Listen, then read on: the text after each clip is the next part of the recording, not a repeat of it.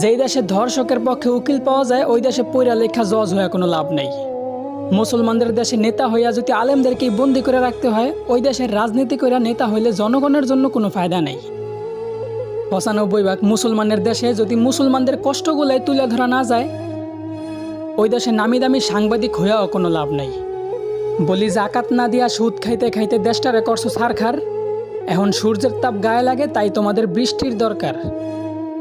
আলেমদেরকে বন্দি করে আবার আলেমদের মাধ্যমে আল্লাহর কাছে বৃষ্টি কামনা করলা। বিষয়টা এমন হইল না যে কোনো এক ফল গাছের গোড়া কাইটা ফালাইয়া সেই গাছ থেকেই আবার ফলের আশা করলা।